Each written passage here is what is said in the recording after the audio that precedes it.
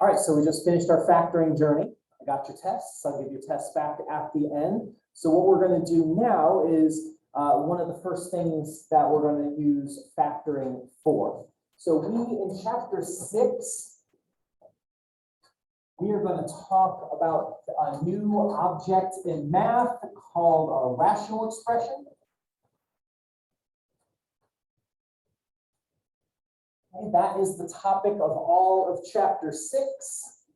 And in particular, what we're going to do in section 6.1 is we are going to talk about multiplying and dividing our rational expressions.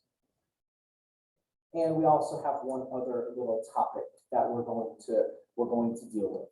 Okay, so as we go through this chapter, we're going to talk about simplifying rational expressions in different ways, and we're going to talk about solving equations that involve rational expressions.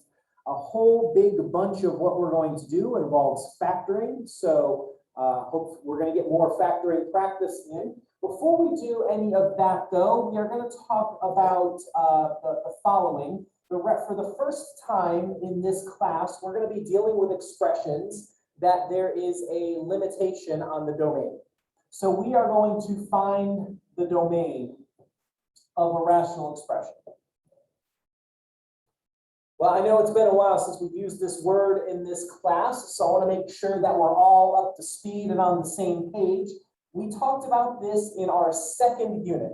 Okay, so this was unit 2, way back several weeks ago. Does anyone remember what the word domain refers to? The x values. Yeah. Okay, so for instance, we are going to find the domain of something like this: x plus 1 divided by x minus 8. So when I go to find the domain, I want to know what x values are legal things to plug into this.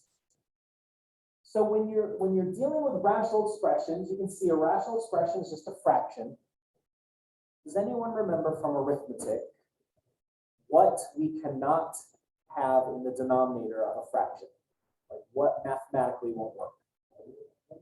You can have a negative. I can have 6 divided by -2.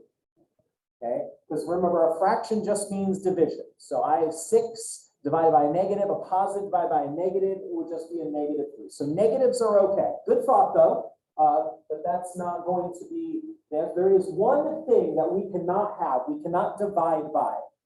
There, perfect. Both of you got it at the same time. Lovely. 0. Okay, so this is the thing to remember when I find the domain. Okay, I'm going to put this in parentheses. This is the whole thing that you have to notice when you have a fraction. You cannot have 0 in the denominator.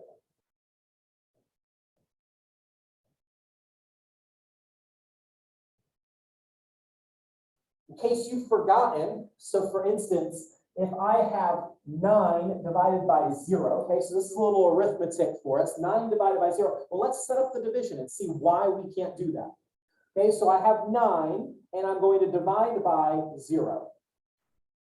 So remember my division. I need to put something up here that when I multiply by 0 is going to give me 9. Well, what's the problem? Anything I put up here times 0, what is that always going to give me? 0. It doesn't matter. If I put 9 up here, 9 times 0 is 0. I've not done anything for the division. That's why we cannot divide by 0. That's why it's undefined, or we would, it's not mathematically possible for us to do. So when you are asked to find the domain, what this does is it should alert your brain that you are concerned about the denominator of the fraction, not the top. The top does not impact the domain at all. Okay, so what we're going to do is we're going to say, okay, my denominator, my x minus 8 cannot be equal to, so I'm going to use a not equals to sign, x minus 8 cannot be equal to 0. I can't have anything, I can't plug anything in for x that is going to make a 0 in the denominator. Well, this is just a little one-step equation that I'm going to solve. I'm going to add 8 to both sides. And so that says to me that if my denominator, if my x minus 8 can't be 0, then x can't be 8. And we can verify that. If I put 8 here for x, if I put 8 into that blank space, what is 8 minus 8? I get 0. Can't happen. So what this says is my x value can't be 8. And so what I'm going to do now is I'm going to write this in interval notation. Again, my thought is most of you are ending up in college algebra. In college algebra, we use interval notation for everything. So I'm just trying to get you prepared for that eventuality. And so what I need to do is in interval notation, I need to let everybody know that I can plug in any x value at all, any number you can think of, except for 1, except for 8. So the way we do this is the following. Any x value, all real numbers. Does anyone remember how to write all real numbers in interval notation?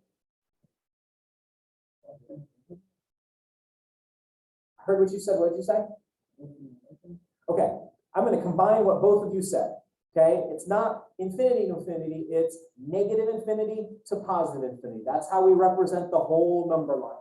Okay. So all numbers, any number you can think of would be negative infinity. I'm going to leave a gap to positive infinity. That's all numbers. And I have to now say, okay, all numbers except I'm hopping over the value 8. I can't use the value 8.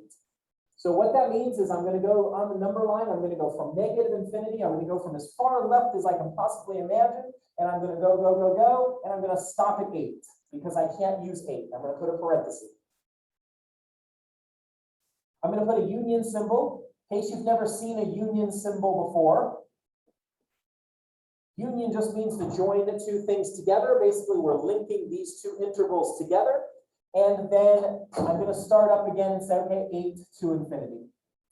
So what this says is I'm getting as close to 8 as I possibly can from the negative side, and then as close to 8 as I possibly can from the positive side. But 8 is the value that I have to skip, so that I'm jumping over it. Okay, so that's the interval notation. So here's one for you. Okay, I would like you to find the domain of this rational expression right here, 3x minus 10 over x plus 7. Find the domain of that, please.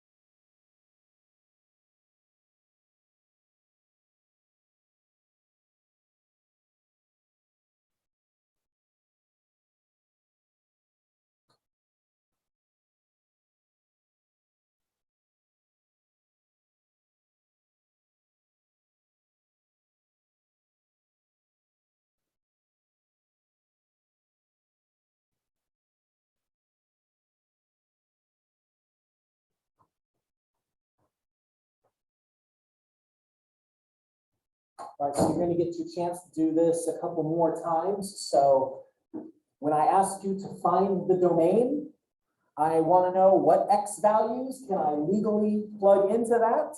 And so the only thing you have to be concerned about is that the denominator, x plus 7, cannot be equal to 0. That is the only problem that we will have. I cannot divide by 0. So when I subtract 7 from both sides, what that tells me is the x value cannot be negative 7. So if you've done this, you've found the domain, you've done it, great job. All that remains is to write this in a more mathematical way. Okay, so that's also part of this process. So I need to communicate that I can use any value at all except for negative 7. And the way I do that is this. Negative infinity to positive infinity is all real numbers.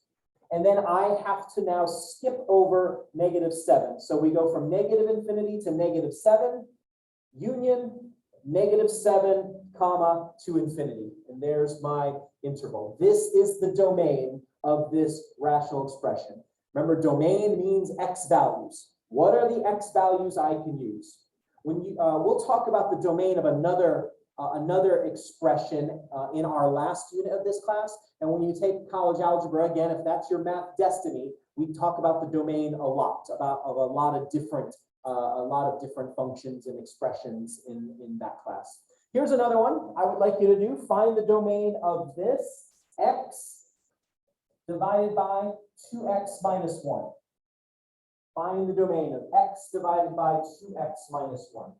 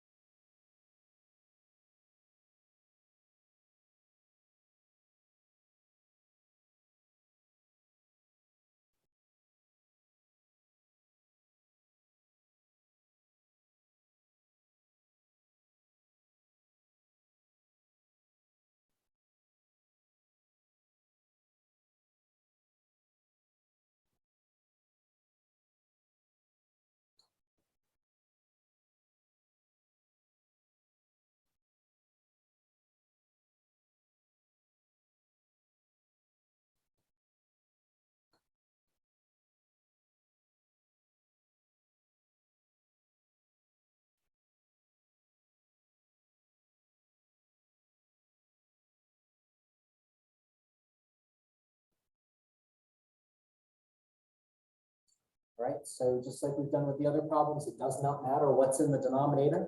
Your focus when you're talking about this idea of the domain, okay, that's the key word. When you're asked about the domain, your focus is then on the denominator. Oh, they both start with D. I just realized that. Domain, denominator. So perfect. There's a nice way to remember it.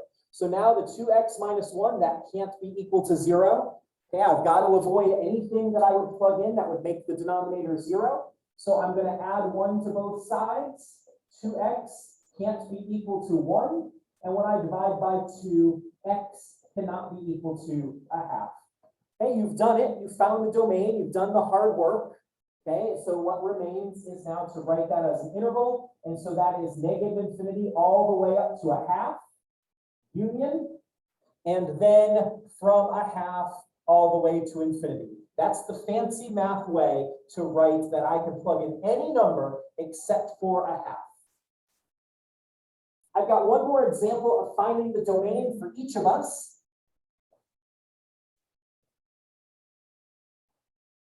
It's going to incorporate something we just learned. It was just on this test. Okay, because I promised you that what we did in the last chapter was going to be very prominent in this next chapter. Okay, so you're going to get lots of opportunity to practice. So here's my example. This is my last domain example. Then you've got one more domain example. If I have 5x minus 2 over x squared minus 25.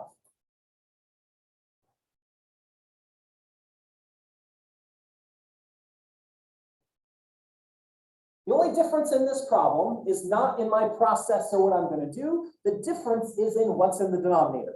All of the 3 examples we've done up till now have been what's called, if you remember, linear equations. We started talking about linear equations on day 1 of this class. This has a power of 2. So it's what's called a quadratic. We talked about that as the very last section in the previous unit. Okay, so we're going to get to review this. A problem very much like this was on the test on the very last page. And so what I'm going to say, again, my domain means denominator for this. X squared minus 25 can't be equal to 0. What's my process? Remind me, what do I do with the x squared minus 25 in order to solve this? I'm sorry, what did you say? I'm not going to add 25. If you know more algebra than I've taught you, you can technically do that, but I'm just going to limit myself to what we know how to do in this class so far. Okay, so what other option do I have for this side? X squared minus 25. What's that? 25 is going to be 5 times 5. This is a difference of squares. Yes. All right. So I'm going to factor it. So I'm going to factor this difference of squares. So x squared is x times x. 25 is 5 times 5. I'm going to add 1. I'm going to subtract the other. Okay, that's just what we came in having done in the previous unit. And then what I do is I'm going to take each of these. I'm going to take the x plus 5. That can't be 0. The x minus 5. When is that equal to 0? And I get, this time I have 2 things that I have to avoid. I have to avoid negative 5. And I have to avoid positive 5. There are 2 values that I cannot plug into this rational expression. If I plug in 5, 5 squared is 25, and 25 minus 25 would be a 0 in the bottom. And the same thing with negative 5. Okay, so last thing again, you found it. That's great, great job. There's the domain. Now I just need to communicate it. And so again, my domain is negative infinity to positive infinity. But this time, instead of skipping 1 value, I have to skip 2. So I'm going to have an extra, whereas we if this is a train, I have 2 cars on the train right here. This time though, since we have to skip 2 values, that's going to make it that there's 3 intervals, or there's 3 train cars. So I've got to go negative infinity to negative 5, union, negative 5, and then I continue trucking down the number line, and I've got to skip 5 now. So negative 5 to 5, union, 5 to infinity. So again, this is the fancy way to write. I can plug in any number from negative infinity to positive infinity, but I have to skip the value negative 5. That's why I've broken up the interval here. And then I have to skip the value 5. That's why I've broken up the interval here. And that is probably about as extreme a situation as you'll have in this class as far as your domain. When you get to college algebra, we'll have some other fun stuff that we do with our rational functions and domains. So here's the last domain problem for you. Please do the same thing with this 9 divided by x squared minus 2x minus 35. Find the domain and write it in interval notation, please.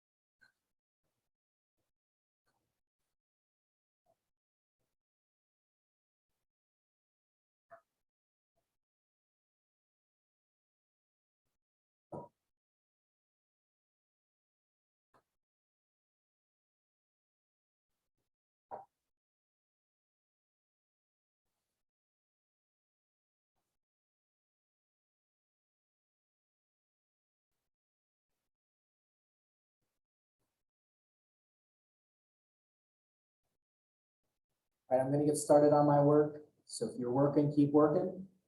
Okay, so the key here again is the denominator. So I'm going to take this denominator, x squared minus 2x minus 35, and I'm going to say I need to know when is that 0. I cannot have the bottom be 0. So this, again, there's 2 problems very similar to this one on the test that you took that you'll get back in a little while. And so x squared, there's just a 1 in front of the square term, so I don't need to do the grouping method at all. So I've got x times x. Since this is a negative 35, my signs are going to be a positive and a negative. I need 1 of each. And then the 2 factors of 35 that are going to be 2 apart are going to be what? 5 and 7. And I'm going to make the 5 the positive one, the 7 the negative one, because they have to add up to negative 2. So now I've got my 2 factors. I'm going to separate this.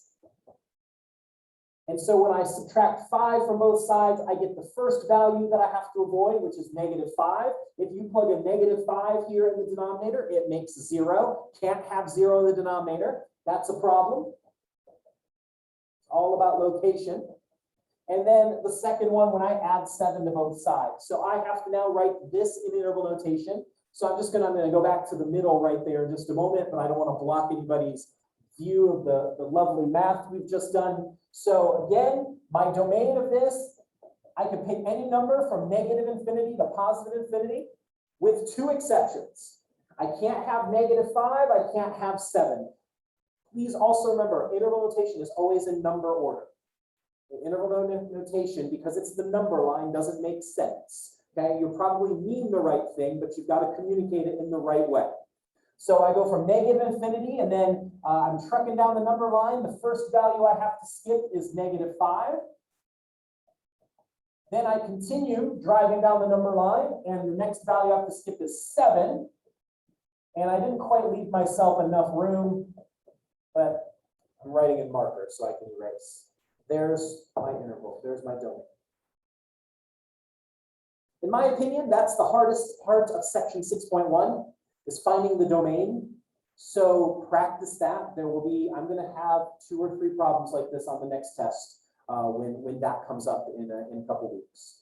Okay, so put an asterisk by it. That's a super important little skill to be able to do. When you get to college algebra, we're going to put pictures to all these things. We're going to graph them. And so being able to find the domain is a very important thing to be able to do. Okay, as far as the graph, something interesting happens on the graph of this at these 2 values. So being able to find that and do it well is important. Okay, so now what we're going to spend the rest of our time talking about in section 6.1. The goal today is we're going to get through section 6.1 and we're going to do the first half, the first little bit of section 6.2. We're going to do the easier part of 6.2. So the next thing we're going to do, and this is what we're going to do for every problem that's left in section 6.1, the instructions are just going to be simplified. We've got these rational expressions. I want to write them in the most simple way that I possibly can. So I'm going to start with an example from arithmetic to just show you the premise behind what we're going to do with our algebra here. So for instance, at some point in your mathematical past, you had a teacher that said, hey, we're going to simplify 10 over 25. And now we know a shortcut to this. None of us ever write out the steps, but I'm going to this time to show you how what doing this, which you probably, if I gave you a few minutes, could figure out and know how to do, and the relationship between this and the algebra. What is in common to both 10 and 25? 5. They both share a 5 as a factor. So what somebody in the past showed you, okay, is this, that 10 can be written as 2 times 5, and 25 can be written as 5 times 5. Again, we don't write this. I don't expect you to write this when you're reducing numeric fractions. I totally get it. But the reason I'm doing this is because now, and the reason we can cancel is because what's 5 divided by 5? If I pop that in my calculator, what do I get? 1, right? That's what canceling is you're taking like factors and you're dividing them. 5 divided by 5 gives you 1. And what we call that is canceling. That's the shortcut that we've made. And we say, oh, the cool thing, I can just cancel those because 1 times anything is just the thing you started with. So 2/5 times 1. Because 5 over 5 is 1, 2/5 times 1 is just 2/5. And we call that canceling. You don't ever write those steps, and I don't expect you to. But what that does is it transfers over to a problem like this. Okay, here's my example, and then you're going to do your examples. Okay, all this is for pretty much the remainder of the time we spend in section 6.1 is going to be factoring. So here is mine. I'm going to simplify this. X squared minus 49 in the top. And in the bottom, I've got x squared plus 9x plus 14. I'll stop. I'm going to give you a moment to write that down. Bless you.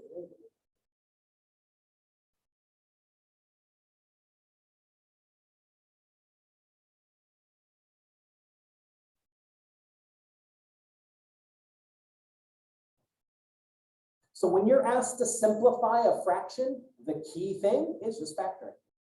So here goes. In the top, the x squared minus 49 is a difference of squares. X squared is x and x. 49 is 7 and 7, plus 1 minus the other. In the denominator, I've got a trinomial. I've got a 1 in front of the squared term, so that's good news for me. So x squared is x times x. My signs are going to be the same. The plus 9 tells me they're both going to be positive. And then the two factors of 14 that add up to 9 are 2 and 7.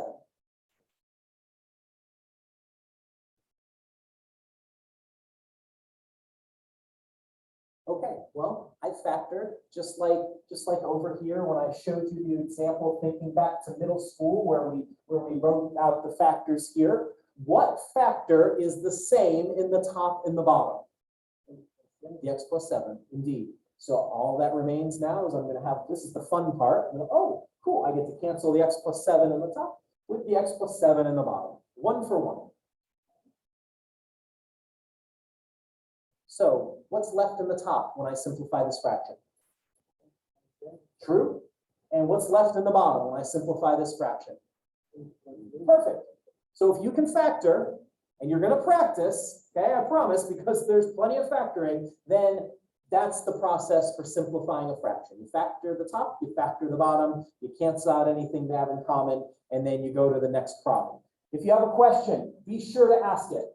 In the meantime, here is your first problem. I've got 2 or 3 for you to do here, and then we'll continue on with another simplifying topic. So try this, 3y squared plus 6y in the top, and then in the bottom, y squared plus 5y plus 6.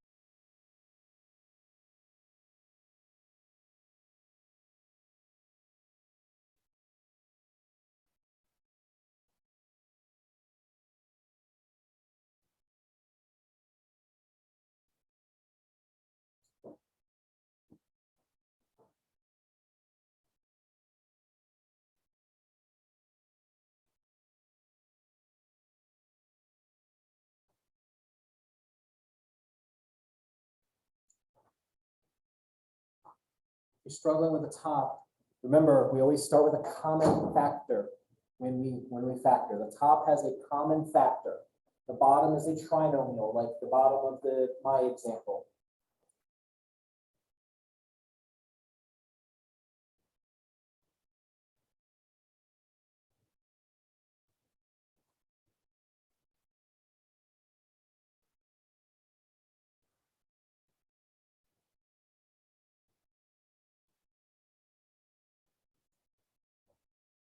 So in the numerator, between 3y squared and 6y, what do those two things have in common?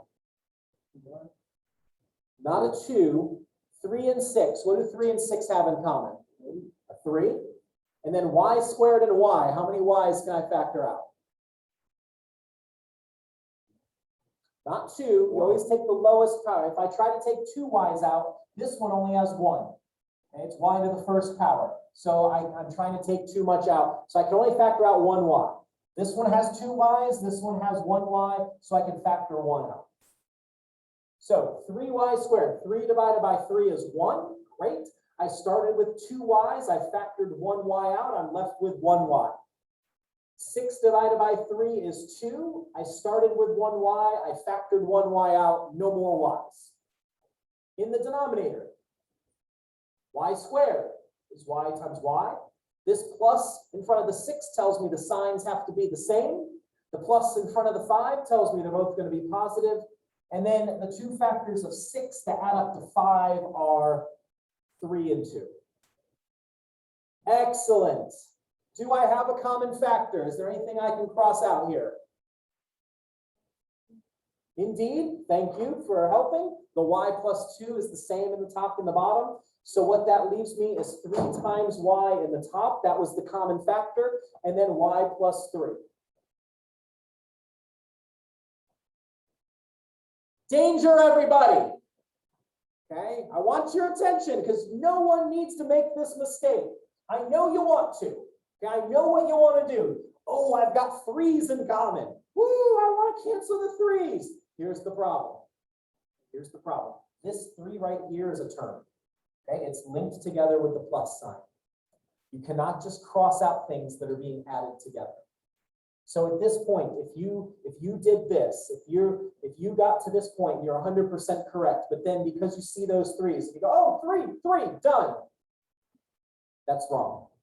Okay, it's 100% wrong. You've completely taken a problem that was right, it was good, it was finished, and you've messed it up. Okay, so do not cancel terms. Okay, you can't just take parts of the train and cancel them out. You can only cancel, the reason we could cancel these things here is y plus 2 is being multiplied times the 3y.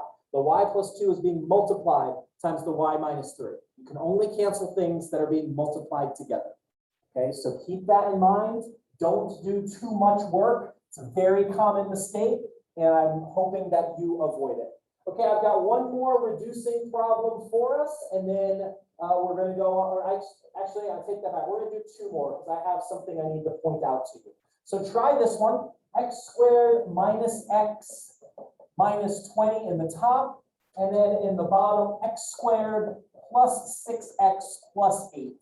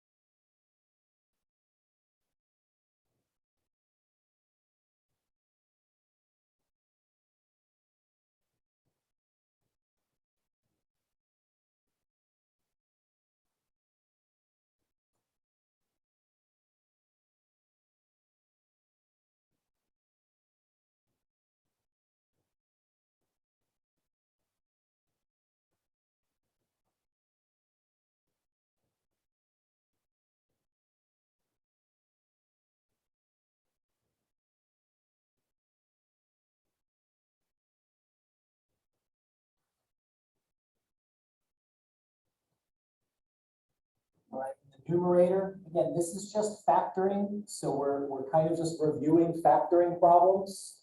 That's 95% of the work. So x squared is x and x. The negative in front of the 20 tells me that I have to have one of each sign. And the two factors of 20 that are one apart are 5 and 4. I'm making the 5 negative because they have to add up to -1. In the denominator, x squared again. This tells me the signs are the same. This tells me they're both positive. And then the two factors of 8 that add up to 6 are 2 and 4.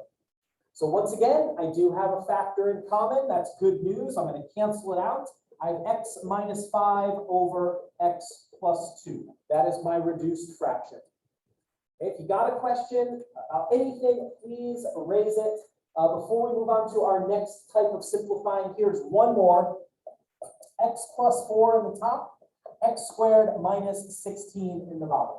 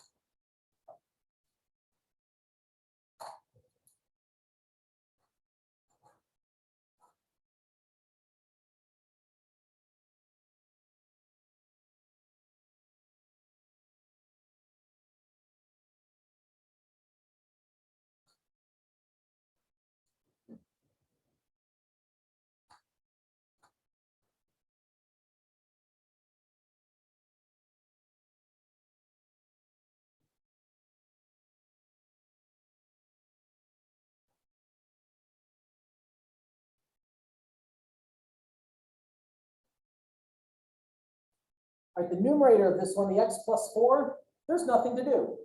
If you remember your factoring steps, there's no common factor in the top. It has two terms. You only know how to factor two things if it's two terms. It's either a difference of squares, that's not this, or a sum or difference of cubes, not this. There's no cube here, there's nothing. So the top is done.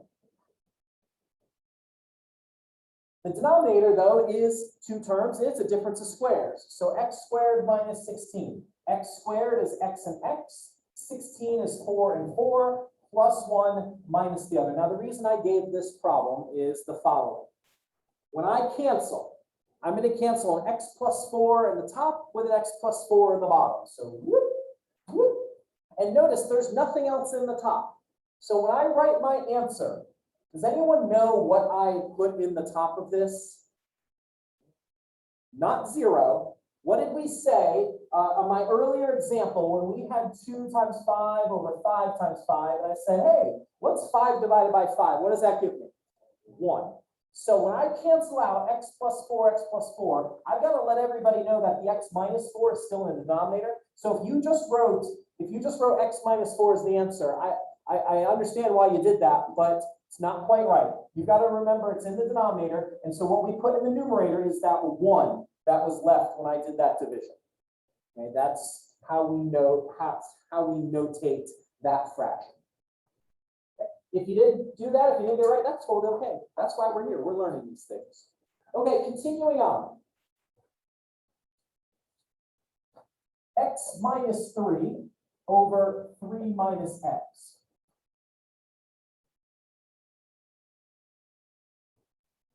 Is there anything that you notice about what I have in the top and what I have in the bottom? Is there any relationship that you can discern between those two things? What do you mean they're swapped? Right. Perfect. In case you didn't hear her, what she said is everything's swapped here. The signs are swapped. The order is swapped. This is x minus 3.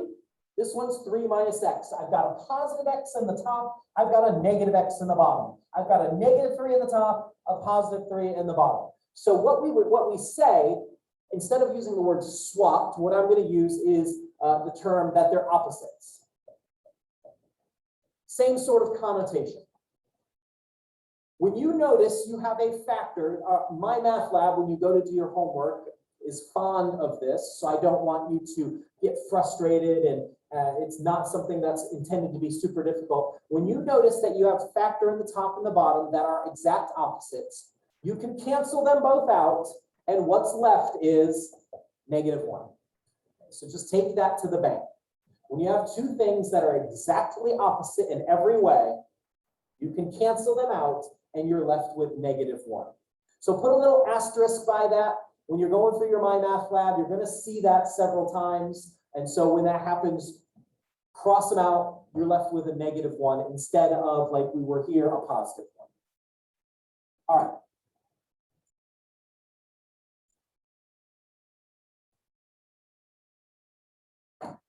Here's a fun problem. You're going to love this one. X squared plus 2x minus 15 over x squared minus 4x plus 3 times, oh, cool, x squared plus x over x squared plus x plus 20. I'm going to give you a minute because there's a lot to write down there.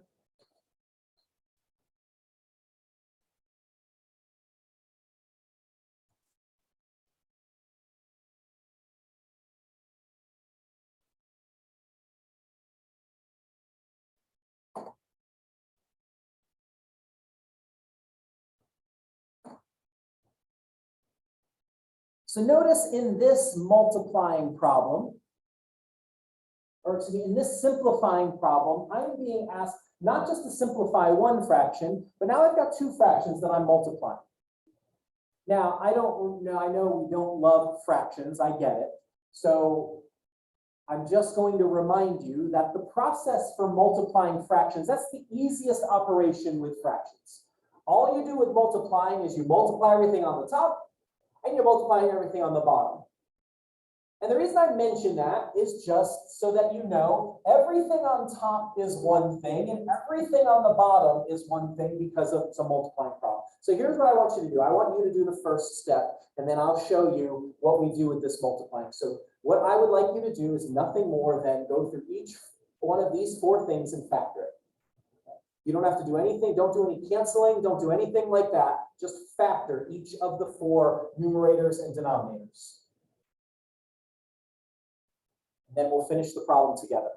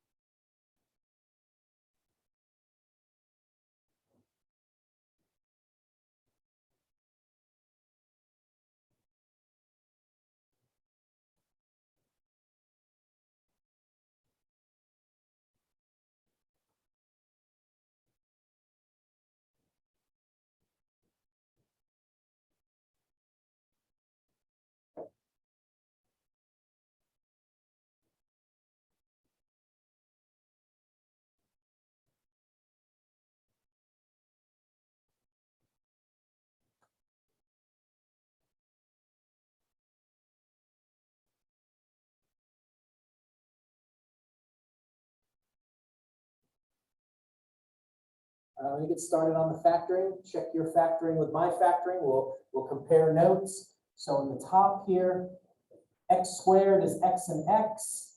The negative 15 tells me the signs have to be different, so positive and negative. And the two factors of 15 that are 2 apart are 5 and 3. In the denominator, x squared is x and x. This tells me the signs are going to be the same. This tells me they're both going to be negative. And the two factors of 3 that are going to add up to 4, well, it's the only two factors of 3 are 3 and 1. This next one's not a trinomial. So my first thing is I notice there is a common factor. There's 2 x's on this term. There's 1 x on that term. So I can factor 1 x out. X squared divided by x leaves x. X divided by x is 1. And then last but not least, x squared is x and x. Oh, I kind of led you astray here on this problem, didn't I? Oh, signs matter. My apologies. This should be a minus 20. So if you were stumped on that one, there's a reason why. Okay, bad writing skills by your professor. Again, I apologize. So this 20 here tells me that the signs have to be different. And then the two factors of 20 that are 1 apart are 5 and 4. The factoring is not too big of a deal when the problem is written correctly. So there it is. I'll give you a moment. I'm sure you probably assumed I made a mistake. You just didn't know what it was. Here's the fun part. Once you've got everything factored, since it's a multiplication problem, it's just a canceling party now. What is something that's in the top of one of the fractions that's the same as something in the bottom of one of the fractions? Sure, it doesn't matter that they're on different fractions because remember, multiplying means all of this is the top, all of this is the bottom. So the x plus 5 in the top here, I can cancel with the x plus 5 in the bottom right there. Okay, good to go. What else is in common to this? Yeah, the x minus 3, I've got an x minus 3 here. I've got an x minus 3 here. Great. Is there anything else in common to the top and the bottom of this problem? Okay. Oh. The problem, I'm really glad you mentioned this. When I cancel, things have to be exactly the same. And this is an x minus 1. Okay, so they are different, so I cannot cancel those two. Okay, so good thought. So there's nothing else that's going to go. So in the numerator of this, I've got x times x plus 1. In the denominator, I've got x minus 1 times x minus 4. Don't multiply anything back together. That's more work than you need to do. Okay, and so we are done with that problem. That's exactly where I want it to be. So I've got 2 multiplying problems, and then we'll talk about one final thing. So here's one for you. Try this. Let's say that we have m squared plus 2m minus 15, m squared minus 5m plus 6. I'm making real sure that I'm writing these down right. M squared minus 4, and then m squared plus 5m. So simplify that as much as you possibly can, please.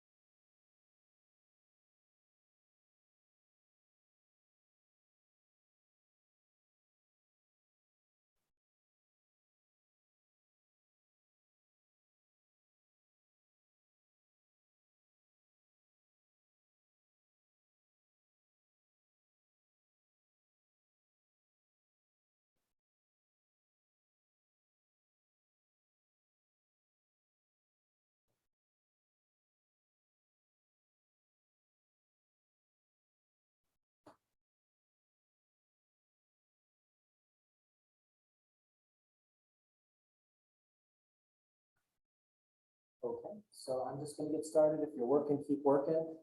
Okay, notice it's just a lot of factoring practice. I don't think the new stuff in this first section is too terrible. It's the factoring that we got to keep practicing. So the first numerator, m squared, is m and m. The signs have to be different. That's what the negative 15 tells me. And the 2 factors of 15 that are 2 apart are 5 and 3. The denominator, m squared, is m and m. The 6 tells me the signs are the same. This tells me they're both negative. And the 2 factors of 6 that are going to add up to 5 are 3 and 2. This next one's a difference of squares. I'm always thankful for a difference of squares. M squared is m and m.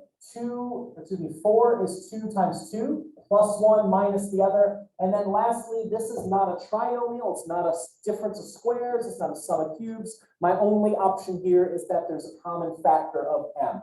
So m squared, when I factor out one of the m's, leaves me an m. 5m, when I factor out the m, leaves me 5.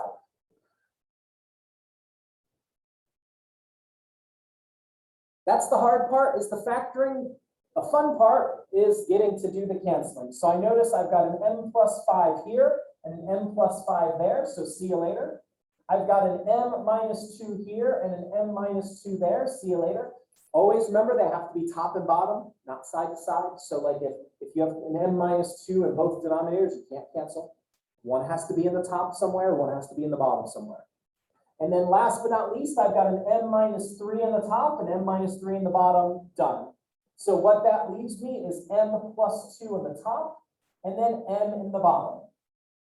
And then I'm just going to remind you again, please be very cautious. Do not cancel these m's.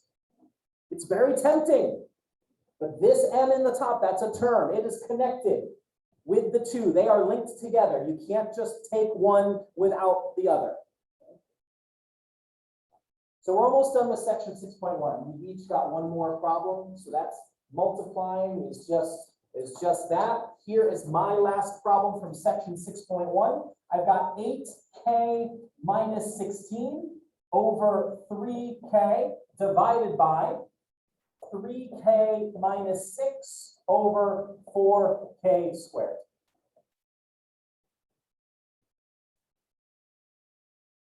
Again, we're asked to simplify. This time it has a division sign in it, so we're going to have to recollect our arithmetic a little bit here once you get the problem written down. What'd you say? I just didn't hear it. Leave, change, flip. Yes. Or keep, change, flip, I've heard students say. Okay, the mathematical thing to say is you multiply by the reciprocal. Okay, but what I was told was leave, change, flip. And that's exactly right. We're going to make this into a multiplication problem, and then it's the same thing we were just doing. It's absolutely no different. So what the leave part of this means to do so before, don't factor yet. Don't factor till it's a multiplication problem. Okay. So the leave or the keep, whatever word you like right here, means take that first fraction and just leave it as it is. So 8k minus 16 over 3k. The change means I'm going to take this division sign and I'm going to change it into a multiplication sign. So now it's just the problem we were doing a moment ago. And the flip, the mathematical word for this is the reciprocal. And that just means flip this fraction. So the 4k squared comes to the top, and the 3k minus 6 goes to the bottom. I have flipped. So when you see a division bar, keep, change, flip, or leave, change, flip. And now you just do what we did a moment ago. You factor what you can factor, and then we'll do some canceling. So there's only two things that can factor. Two of the terms are monomials, meaning single terms. There's no factoring involved in these two things right here. So the 8k minus 16, what's in common to the 8k and the 16? True, 8. 8k divided by 8 leaves k. Negative 16 divided by 8 leaves negative 2. As I mentioned, the 3k, that is a single monomial term. There's no factoring involved in that, so we leave it 3k. The 4k squared, again, that is a single monomial term. There's nothing to factor there. And then the 3k minus 6, what do the 3k and the 6 have in common? True. 3k divided by 3 leaves k. Negative 6 divided by 3 leaves negative 2.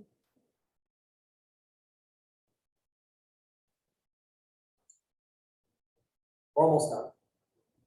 Again, the hard work to all these problems is the factoring. Okay, once you get practiced, once you get comfortable with that, this first section I don't think offers much challenge. Okay, so there's two things that'll cancel here. Somebody tell me one of the things I can cancel. Perfect. Yes, I've got a k minus 2 here, and I've got a k minus 2 there. Goodbye. There's one other thing that I can cancel here.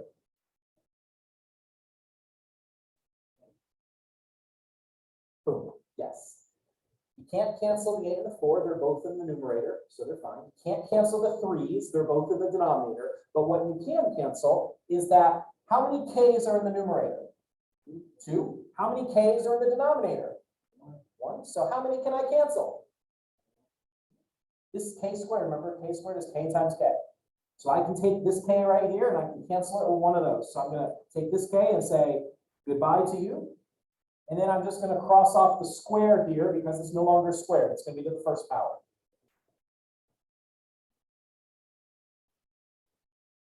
And now here's what's left. Now I told you on other problems, don't multiply things together, like don't FOIL, don't spend time doing that. But if you do have two numbers, we'll multiply those. So I've got 8 times 4, that's 32 and a k. And in the denominator, I've got 3 times 3. Now, here is our last problem for section 6.1.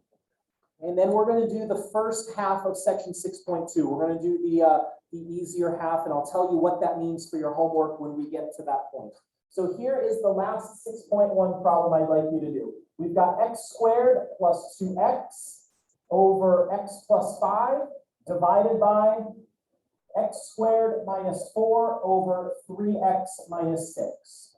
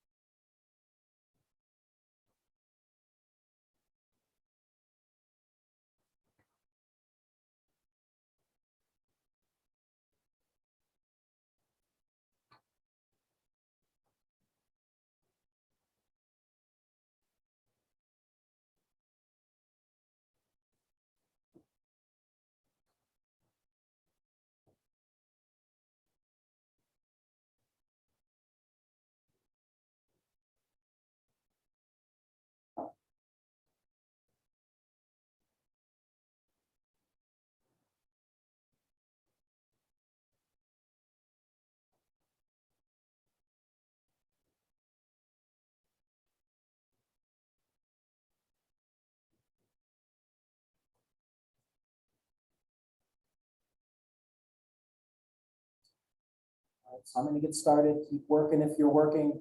Okay. First thing I'm going to do, I'm not going to do any factoring. I'm going to do the keep, change, flip. So I'm going to keep the first fraction, the x squared plus 2x over the x plus 5. That stays. It's always the first fraction that stays. I'm going to change the division sign to a multiplication sign, so it becomes a multiplication problem. And then I'm going to flip this second fraction. So the 3x minus 6 goes to the top, and the x squared minus 4 goes to the bottom. That is step 1, is to leave, change, flip. Now I will do any factoring that I need to do, and then we'll be done with the problem essentially. So this first numerator, this is not a trinomial. Okay, so don't do the parenthesis thing. You only do that when it's a trinomial, meaning 3 terms. This only has 2. So the best I can do here is it's got a common factor. What's the common factor between x squared and 2x? Yep, both have an x to give. I've started with 2 x's. I factored one of the x's out. I'm left with x. I started with 2 times x. I factored the x out. That leaves me the 2.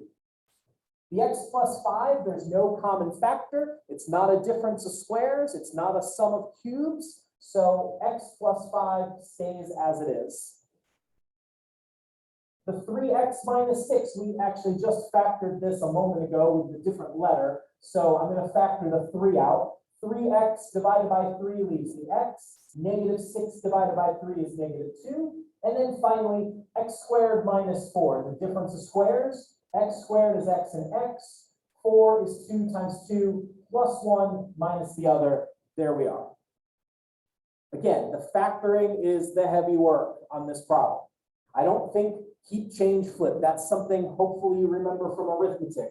Maybe we had to jog your memory, but it's there.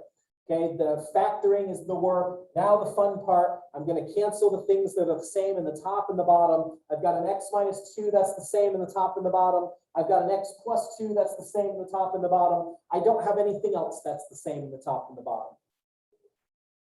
So on this last problem, what remains in the numerator when all has been canceled? Yep, 3 times x. Or I know some of you might have written x times 3, but I always write my number, my coefficient first, so I'll have 3x. And then what's left in the bottom when all has been canceled? Perfect. There you go. There's my reduced fraction. And I cannot do anything else with that.